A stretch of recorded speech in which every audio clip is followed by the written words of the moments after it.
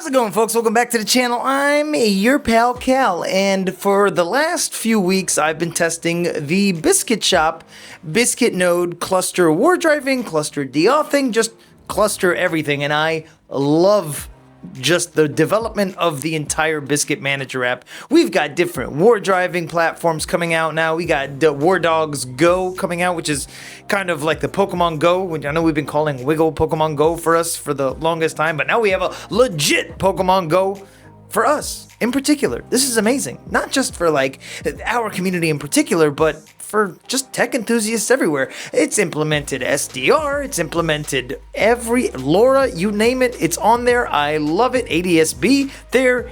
It's so awesome. Wardrive.info as well by the awesome developer by the name of Jacob, who I have been using his platform to analyzing wardriving logs for the longest time. And thankfully, since the coming of the Seed Studio Xiao C5s being more accessible, we can finally move on to kind of compact, really awesome projects, like the project that I've been working on for quite some time. You guys have probably seen it in my YouTube shorts, that Hedge has called the Bis Combobulator. Now, mind you, it was not my intention for it to look this outrageous. I literally stuck a Yagi and a directional antenna and 4 AWOC dual band antennas on it, and just, you know, for the hell of it.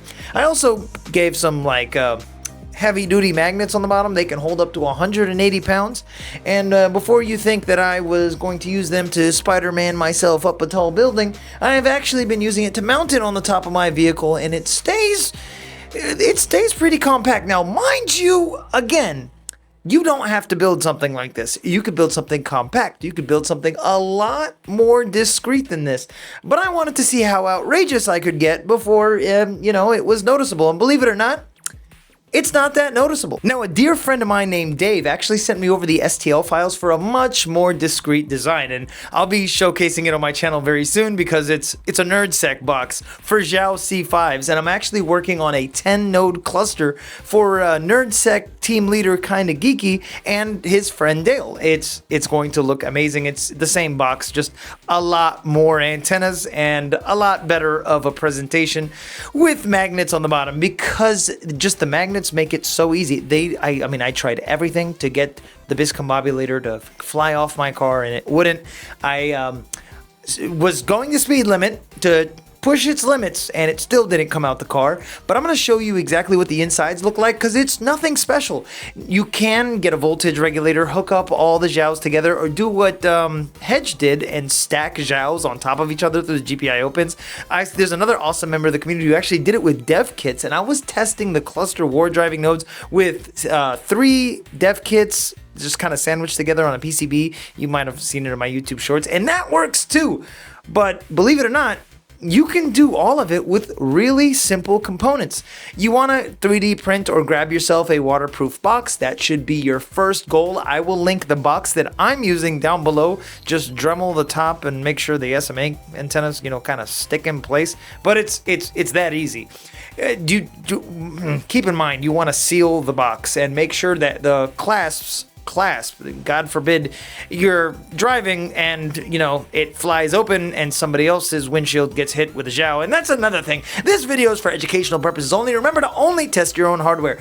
Do not test networks or devices that you do not have permission to test on, and don't be a skid. Also, if you're going to build something and you're going to mount it outside of your vehicle, be very sure that it's secure, in place, and is not going to fall apart, because that could get somebody else hurt, man. So, in some ways, don't try this at home unless, you know, you're absolutely sure of your work and you're absolutely sure of your design and you're absolutely sure that it won't fall apart, because once again, other people's safety matters. Don't be selfish. Now, I built the Bis Combobulator with Hedge and with Zeke. And Zeke's been helping me test the entire thing. As a matter of fact, if it wasn't for Zeke, I wouldn't have been able to mount it properly and get half of the biscuit stuff done that I've been doing. Matter of fact, Zeke, we're missing things. What are we missing? That's better. Now that we're dressed up to properly talk about biscuit stuff in proper biscuit attire, we can get down to the basics. I gotta mention that Zeke also has a cluster Wardriver with 3 C5s on it. 1 C5 with an internal antenna and 2 with an external antenna. And it performs really, really well as a Wardriver and for cluster deauthing. When you have kind of a cluster going on, you kind of have an army of devices. There's a lot of people who use multiple devices to send, deauth frames to do what they need to do. And you do want to keep in mind, we are in a closed environment, and you want to be in a closed environment testing your own stuff. So as far as that goes, it's been doing its job rather well. As far as wardriving goes, it's a really decent Wardriver. Zeke, why did you pick the dual antenna setup, the internal setup? Mainly because I kind of wanted to keep it compact.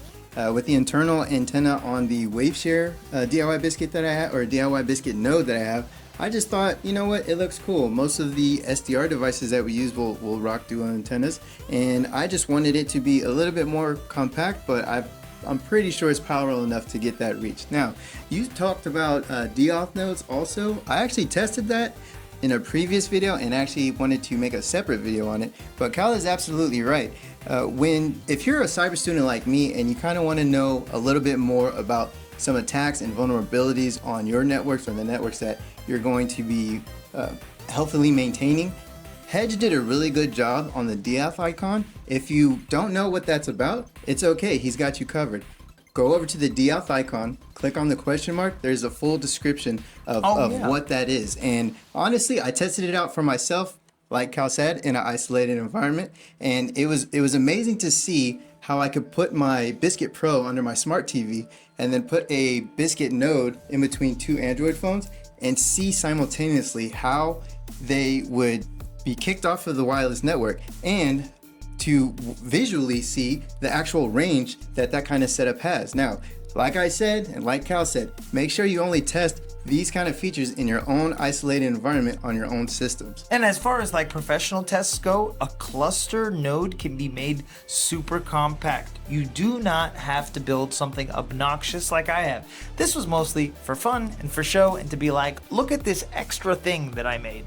I will be following a more compact setup. As a matter of fact, Hedge is working on a cluster setup that will be so compact, like palm sized, and I'm really looking forward to showcasing it on the channel. Kinda Geeky and Dale, who are members of NerdSec, I'm making them a 10 node cluster because, believe it or not, in the next coming weeks, you will have an unlimited node cluster, which means what I'm saying is he's unlocking it. You can do more than 6. And there will be cross compatibility across different Wardrivers. So if you have a JustcallmeKoko C5 Wardriver, you can anticipate that your cluster, or it works as it is right now, you can grab a cluster and then reflash it across, but that's a whole thing. Why not have a cluster that you can just switch off at will? That, to me, is ingenious. But the reason why I really like the cluster on the Biscuit Manager app, because not only do you have dual band cluster wardriving, but you also have dual band cluster attacks, and that's a perfect red team tool. You're talking about as many red team tools as you need in one tool, which is simply ingenious, man. Seriously, and the fact that it's cross compatible, is you're not limited to just one maker's device. They're thinking about the entire community, implementing the devices that you already have, which in turn saves you money and that you can put towards something else that you want to put in your lab, in your studies, in your testing environment. They really think of everything, people. Yeah, and there's some really cool stuff coming out really soon. So make sure, if you're not subscribed to Hedge Tech, who is a collaborator on this video down below, make sure you tune into him, man, because if you guys think the Biscuit Ultra and the cluster was the next thing smoking, there's some really fun stuff coming out with collaborations across different makers within the community, all of everything that you could possibly imagine. And, on a side note, all of the members of the BWM are linked down below with YouTube accounts, and if you aren't subscribed to them, you should definitely subscribe because they have some awesome videos.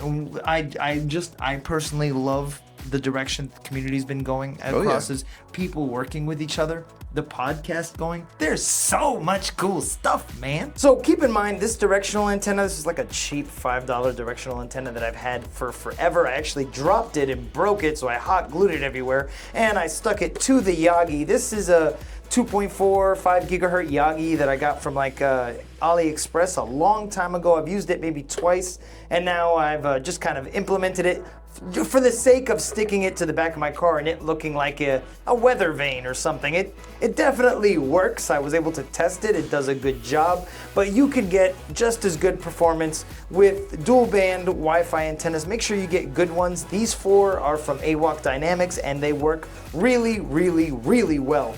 Now on the inside, we've just kind of 3D printed this enclosure, assembled it together with some nuts. I'll link this file for this case down below in the description, as well as the one by KB. These are these heavy duty and magnets that I got from Amazon. They hold up to 180 pounds. I mentioned that earlier. I believe all 4 magnets are like $12. So we're you know, with the antennas and everything, I think we're at like almost 25 to 30 bucks here. That is just a 6,000 milliamp hour battery. That's all. I could put more. I could literally put power banks in here if I really wanted to, but I made my own power bank just because I wanted, well, it lasts up to 6 hours and that's all I need. C5s are really low power, and here I've kind of wired up. I was gonna wire them up, you know, in parallel, but I decided not to. I grabbed a 6-way splitter from Amazon. You could find this for like $4 or $5. And I hooked it up to each and every single xiao. I separated the xiaos 3 by 3 instead of just 1. That way I could kind of fit them between the SMAs. I'm using RP-SMA Wi-Fi antennas, SMA and RP-SMA for Wi-Fi antennas. Most Wi-Fi antennas are RP-SMA, but on AWOC Dynamics' website, I believe they are SMA. But xiao C5s are compact. I could have literally stuck them in every single corner. This is just one build I did for fun, but let me show you what Zeke built, because what he's going to be building it into is a lot cooler. Now, I will be adding a switch to this and I will be redoing this. This was just a fun build to say the least. The latches do work, and if I plug it into the battery right here, they all light up perfectly well. I can tuck this battery in, tuck this wire in, and just close it up, make sure everything is in place and all the Wi-Fi antennas are there. And from here, I can connect to the Biscuit Manager app, connect all the nodes, add them to memory, and I'm good to go. But it's literally that easy. You can build it into whatever shape you want, any STL, you know, as a weatherproof box. Make sure you print in ABS or ASA, that way it doesn't warp on you. This is pretty good, man. All right, so here is my baby tri-cluster node. Now, it doesn't look uniform right now, and that's because this is my old WaveShare DIY Biscuit. I did, however, pair it with 2 new C5s, which have the IPEX ports for my external antennas.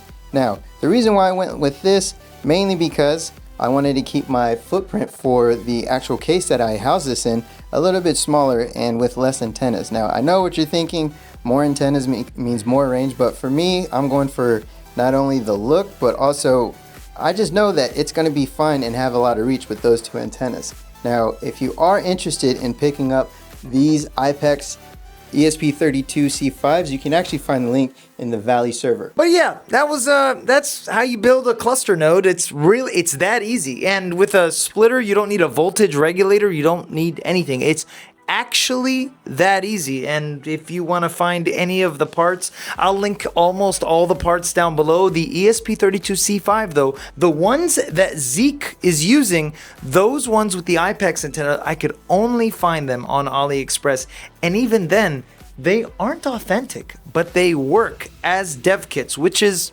saying something, to say the least. I've got one in my C5 Wardriver too. And they work. The ones with the IPEX connector are hard to come by. I don't know why. The official Espressive dev kits come with an internal antenna, and that thing works really well. I can speak from experience. We're talking about picking up, at least in DC, almost 150 networks every time we move, man. It's kind of crazy. You have different nodes for different channels, and all of those are just designated to those channels. So they're doing all the heavy lifting for the Biscuit, while also designated the ESP32 Room 32 on the Biscuit Pro and Biscuit Ultra to scanning the 2.4 gigahertz band, while the C5s do all the dual band, you know, heavy lifting, which is pretty cool, man. Anyway, I gotta take Zeke to the airport, and it's been fun, bro. Yeah, man. Thanks for having me over. Hey, definitely show this man some love. No, Like, I can't. if you aren't I can't- subscribed to Zeke, definitely subscribe to Zeke. There's no hospitality like Valley hospitality. Zeke is man, he's a legend, and it is a pleasure to call you my friend. I cannot wait to see what projects he has in store. Working with some of the biggest developers within the community, the man is going places, man. Anyway, I love your faces. We'll be posting more videos and more stuff very, very soon. Make sure you tune in to Zeke's Hailhound video. He's doing a step-by-step Hailhound video, and that's, man, it's gonna actually be different than the Dougie video that I posted.